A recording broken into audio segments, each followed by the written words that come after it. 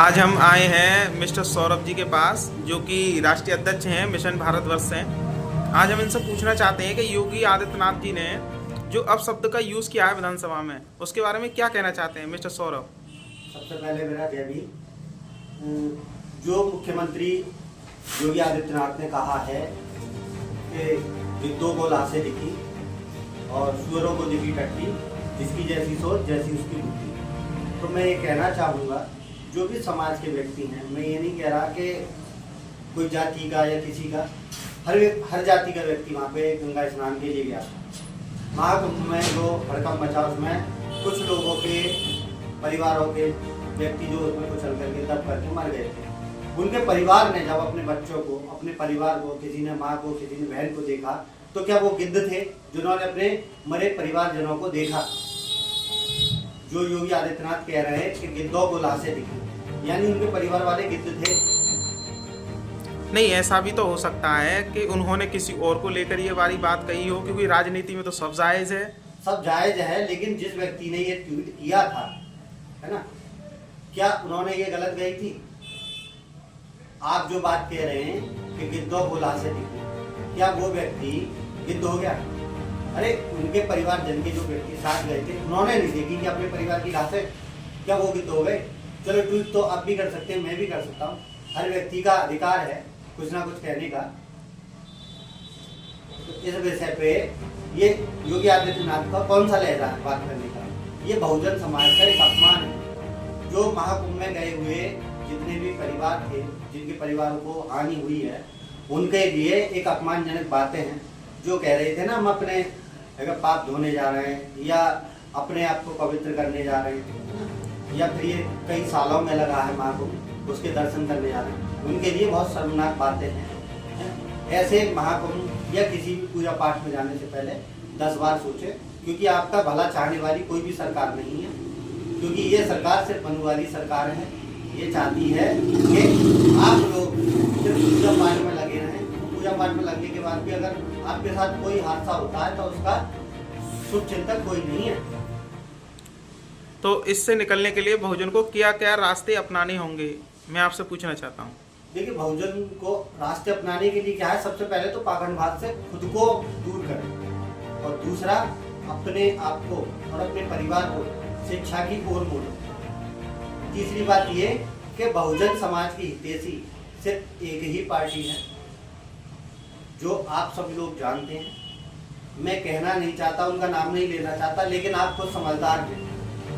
जिस वृक्ष की आप जड़ें काट रहे हैं, वो जैसा वृक्ष आप जिंदगी में दोबारा नहीं लगा सकते।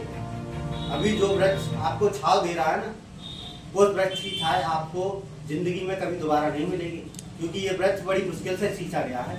जहाँ तक मैं समझता हूँ कि आप बहुजन समाज पार्टी की बात कर रहे हैं। जी, सही कह रहे हैं। तो बहन कुमारी मायावती जी तो भी बहुजन के लिए आज कुछ नहीं कर पा रही हैं, या उनके आवाज़ों को ऊपर नहीं उठा पा रही हैं, ऐसा क्यों?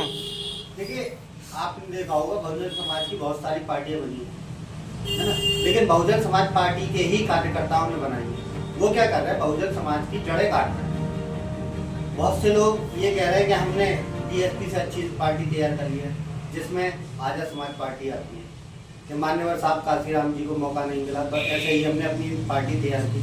तो देखो, आप कहते हैं मान्यवर साहब काशीराम के चेले हैं, आपकी उम्र क्या थी जो आप मान्यवर साहब काशीराम के चेले?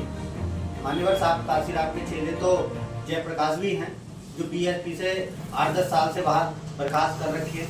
उन्होंने तो अपनी पार्टी तैयार नहीं की, वो तो कांसीराम के मिशन को चलाने में व्यस्त हैं।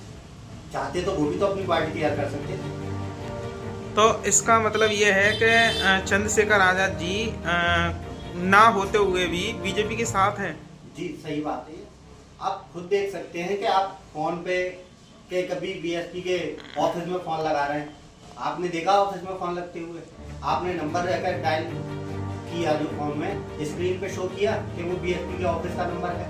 अभी कुछ दिन पहले मथुरा में एक घटना हुई थी, उसके बारे में क्या कहना चाहते हैं?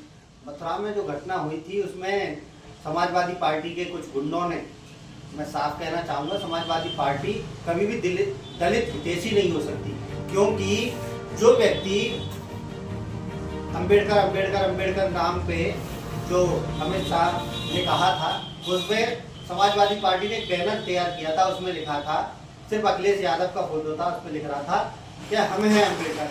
बाबा साहब का सम्मान करने वालों ने बाबा साहब का एक फोटो तक नहीं लगाया गया उस बैनर में। तो आप क्या कहना चाहेंगे?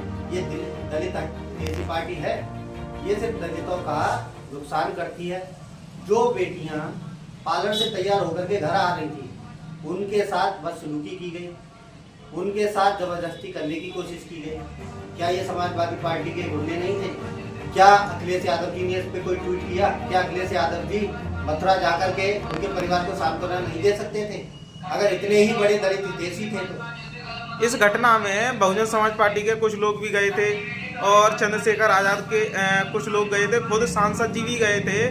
तो इसमें देखा गया हमने कि बहुजन समाज पार्टी के लोग गए थे, तब भी कोई घटना या कोई ईंट पथराव नहीं हुआ। और लेकिन चंद्रशेखर आजाद जी गए थे तो उसमें ईंट पथराव और सारी घटनाएं हुई। क्या ये उन्होंने करवाई हैं कि मतलब उनसे लोग नाखुश हैं? मैं आपको साफ बताऊं, देखिए बहुजन समाज पार्टी के कार्यकर्ता गए थे, है ना, जो कि प्रदेश गया सिंह दिनकर जी दिनकर जी गए थे, और साथ में जो बघेल समाज के बहुत बड़े नेता थे बीएसपी के, वो भी साथ में गए थे। तो ये कहना चाहूँगा कि उनके पास, उनके ऊपर तो किसी ने कोई पथराव नहीं किया। क्या वो नेता नहीं थे? आजाद समाज पार्टी के जो मुखिया हैं, भीम आर्मी के चीफ चंद्रशेखर आजाद और चंदू भैया, जो समाज को बरगला रही है, उन्होंने खुद पत्थरबाजी करवाई अपने आप को हाईलाइट करने के लिए। सिर्फ और सिर्फ वो अपने आप को हर जगह हाईलाइट करते हैं। ये बहुजन समाज के हितैषी नहीं है। ये जहाँ भी जाते हैं वहाँ दंगा करवाते हैं, पहले अपना नाम हाईलाइट कराते हैं। बहुजन समाज पार्टी तो कभी ऐसा नहीं करती। बहुत बहुत धन्यवाद आपका, आप हमसे मुलाकात हुई और हमारे चंद सवालों का आपने जवाब दिया। बहुत बहुत धन्यवाद सौरभ जी। धन्यवाद। जय हिंद।